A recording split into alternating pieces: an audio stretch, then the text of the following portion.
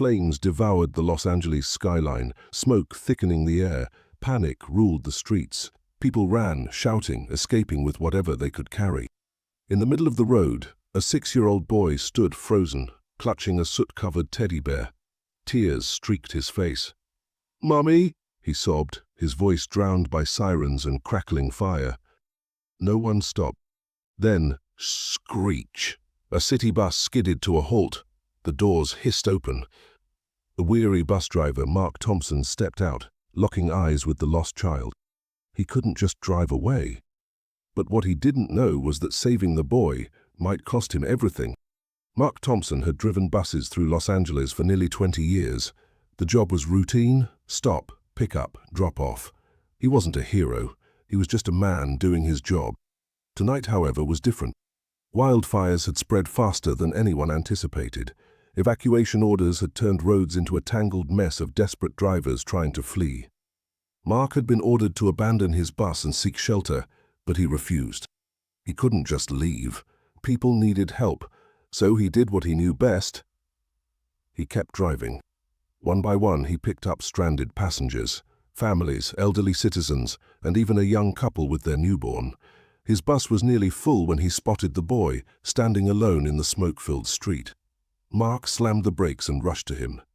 "Hey kid, where's your mom?" he asked, kneeling. The boy, Ryan, hiccuped through his sobs. I don't know." Mark's heart clenched. The streets were no place for a child in a disaster like this. He had to get him to safety. Mark led Ryan onto the bus, setting him down in an empty seat. The other passengers, many of them frightened and restless, looked on in silence.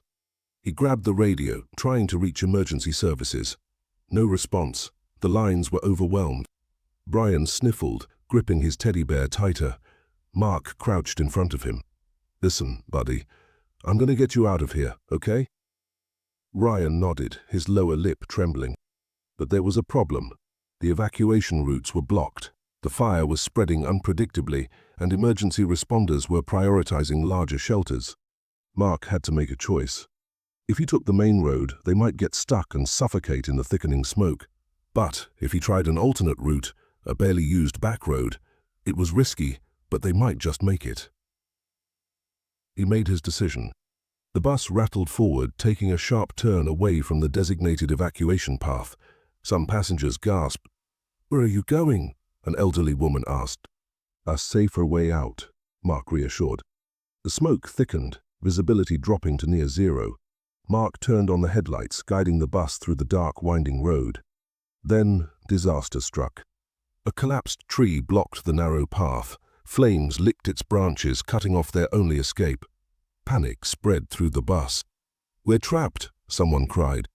Mark clenched the wheel, thinking fast. He couldn't turn back. The fire had closed in. Then a thought struck him. A dirt road near the ridge might still be open. It was steep, dangerous, but it was their only chance. He turned to Ryan. "Hold on tight, kid." The bus lurched forward, bouncing over uneven terrain. The road narrowed, barely wide enough for the vehicle to pass. Smoke stung Mark's eyes, but he pushed through. Suddenly, the ground beneath them rumbled. The fire had weakened the soil, making it unstable. If they weren't careful, they could slide right off the cliffside. Ryan whimpered, curling into his seat. Mark reached over, squeezing his shoulder. "Almost there, buddy." With a final push, the bus cleared the treacherous path, rolling onto a safer road. Relief washed over the passengers as they saw flashing emergency lights ahead.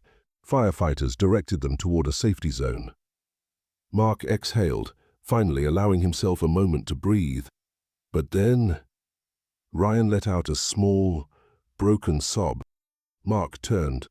The teddy bear, the one Ryan had clung to so desperately, was missing. It must have fallen when the bus had jostled. Ryan's eyes filled with fresh tears. Without hesitation, Mark swung the doors open and stepped out.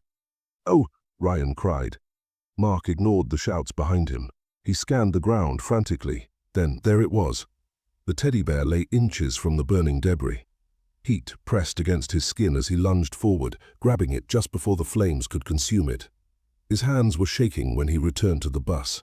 He knelt in front of Ryan and placed the bear in his arms. Ryan hugged it tightly, looking up at Mark with tear-gilded gratitude. "Thank you," he whispered. Mark smiled.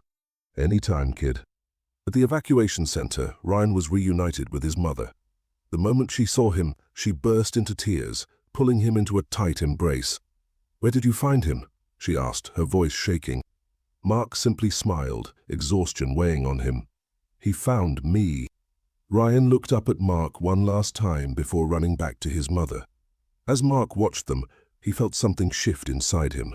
He had lost his own son years ago in an accident, a wound that had never quite healed.